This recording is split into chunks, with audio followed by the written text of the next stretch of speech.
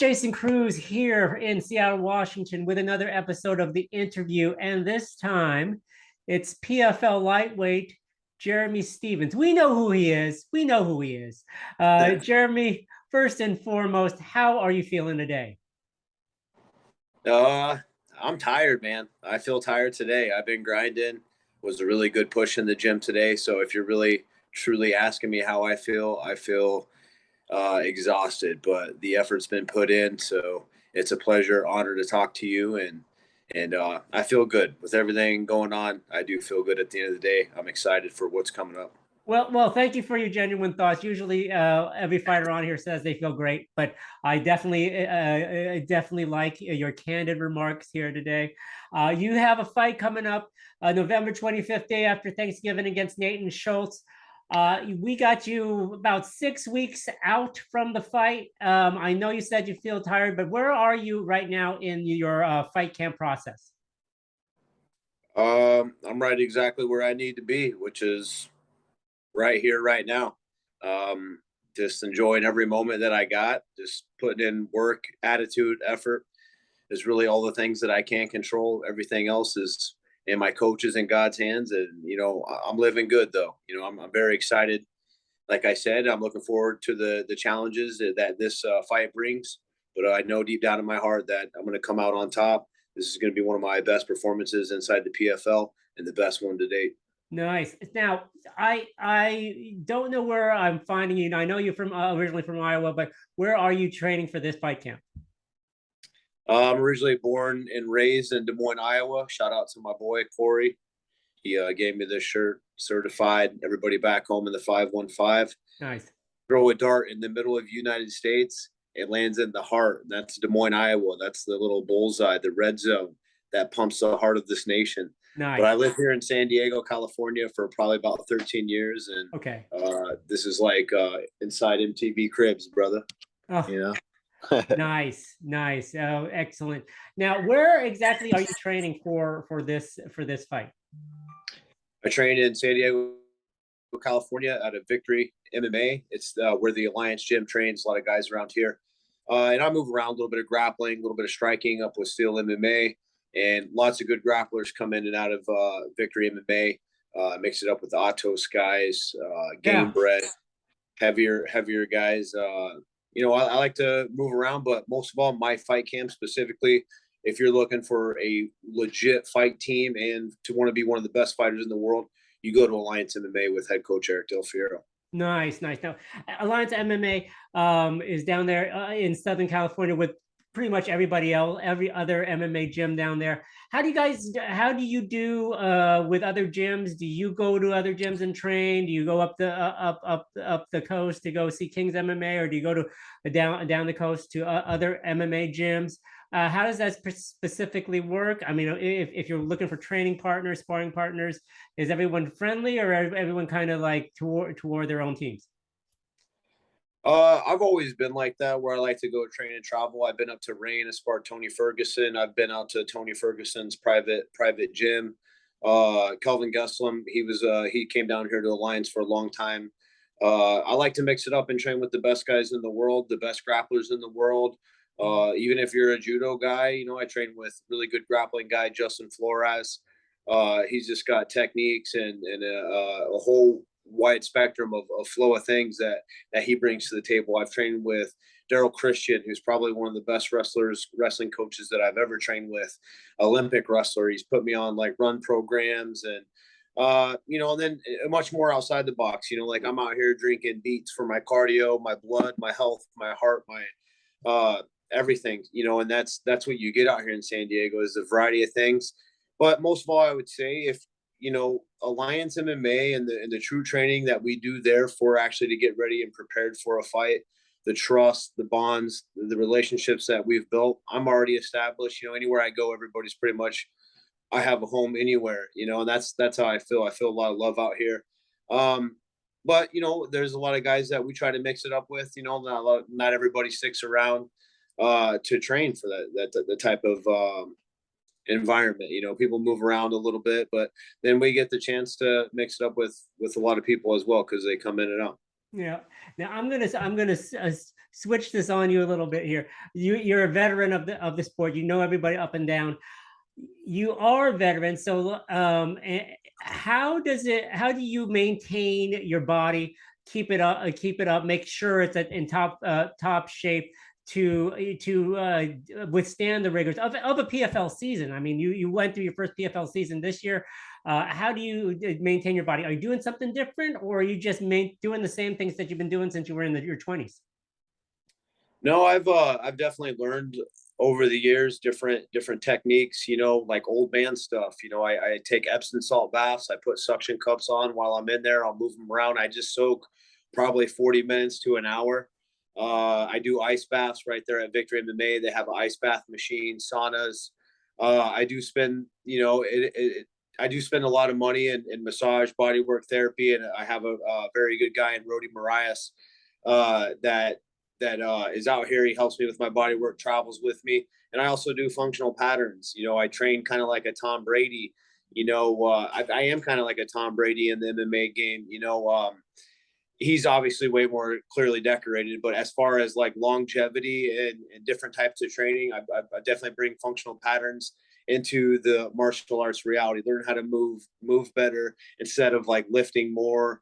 I do like continue to lift strength training, but what I can consider is I do a lot of myofascial release. I do a lot of red light therapy, breathing exercises, underwater pool swimming. It just all combined into a lifestyle. It's not just a fight camp.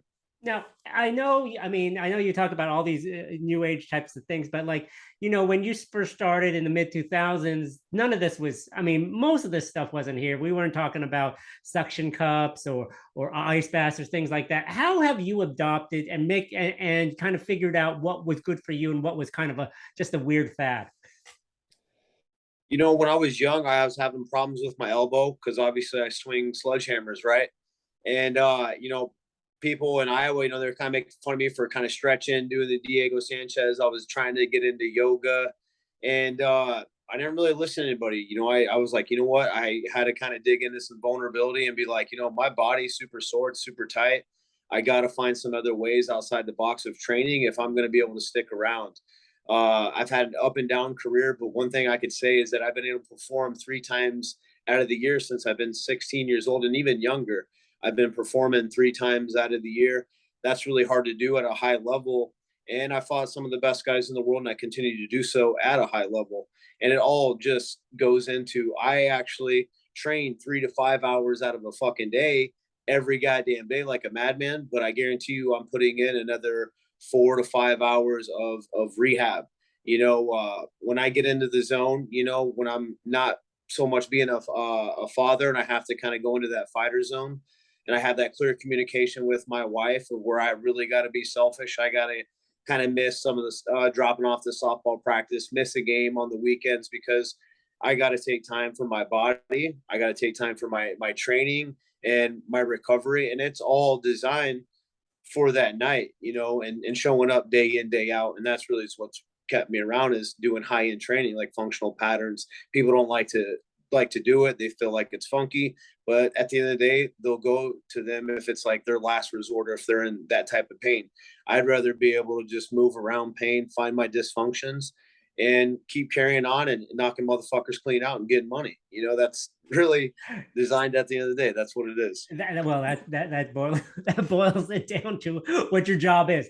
Now, you talk about all this time and energy that you spend in getting ready for your fights.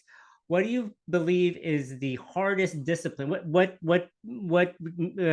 is your biggest focus that you have the biggest challenge for you in a fight camp? Is it the diet? Is it the amount of time that you have to put in working out? Is it a certain workouts? Ooh, What is the hardest challenge for you when training? the hardest challenge for me is to give full, complete trust and I'm willing to give that trust to my coach. Like I trust him with my life. Like I'm willing to die. When we go into these situations and, I know it's like on me and I've got to run through the gym. I got everybody on me. We're pushing a specific pace. And when I know the fact that he's not going to let me win. He's not going to let me look good. He's not going to let me breathe. He's not going to give me an ounce. Like, he's going to push me. I'm not going to win the fucking match. No matter if I'm a Kazmat or a Khabib, I'm not going to, it's not designed for you to win. When you know you're not going to win, when you know it's dark, when you're in like a barrel and they shut the lid, are you just going to stop swimming?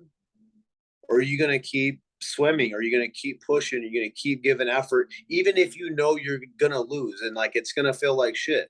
Or are you just going to accept that and roll over and just lay there and bullshit your workout, bullshit your day? Or are you going to dig a little deeper, push through it, do whatever the fuck it takes, move, don't stop moving, even if you just can't get up and you're just moving. Every little bit of that effort, I feel like, counts. Even if you know you're going to die and they shut that over a well, I'm still gonna swim. I'm still gonna try to crawl up the rocks like the ring. And that's just my attitude about life. And that's probably one of my biggest challenge, because I'm a human being, like I'm tired as fuck today. Do I really want to go work out? No, but I do it. That's that self-discipline where I'll just feel the fear and I'll do it anyway. I'll just go and fucking do it, get it done, and go above and beyond. And then once I get that, I get more and more confidence in my mind, and I get more and more confidence in the bank, because I'm like, damn, I pushed outside the box. I went outside those zones. I went outside those levels. Like, I can actually do more. And that's just every day that I put that in my bank. So when I show up on November 25th, no fucking man alive is going to hold me down. He's going to beat my ass. Like, I'm going to fucking die trying. And I trust my coaches. And I've been through the shit. Now, that's really, first of all, the trust involved with your coaches. Give them a shout out, because I don't specifically know who your coaches. El Jefe, Eric Del Fiero. Oh, there you go. That's our sensei, Eric That, Del Fiero. I got Dom. When I first went on Joe Rogan, I got Dom. I'm like, damn, we should get Dom on there. But now that we've gotten Dom on there, I'm like, fuck, man, I would really like for my coach, because he's such an introvert, but he's got a mind. He's into a lot of emotional intelligence books. I mean, I can go to this man for anything. He's like the father that, like, I never had in those types of elements. He brings that out of me, and he can see things that I see, and he knows when I'm going through things in training and life, that like he can see like a father, and not everybody can see the way that I see. I don't match up with everybody's mind, and with him, it's that great mind that I love being around. Like, I look up to him. He's been through a lot. We understand each other very well. Now, I want to switch gears a little bit. I know you got off to Schneid finally, thankfully, with a win over Miles Price in June. How big was the win? Because I know obviously you were on a losing streak there. How big of a relief was it for you, or was it more just like, I knew I could do this all this time. It was just a matter of getting there. So yeah, it's just a matter of getting there. Going through the trials and tribulations. Life can really punch you in the mouth and knock you down sometimes, and just never giving up. Again, just that win put a great deal of confidence that I've always had it. I've never had to search outside the box, go to different gyms. It's always been within me. Even since the day I was born, I was destined to do this type of entertainment. And that was just a good start for me to kind of just get my foot wet. And I'm really ready to go above and beyond that type of performance that I had last time and just blow people away. And what better way to do it in Madison Square Garden against a great opponent? And looking forward to the challenge, and looking forward to putting another person's lights out.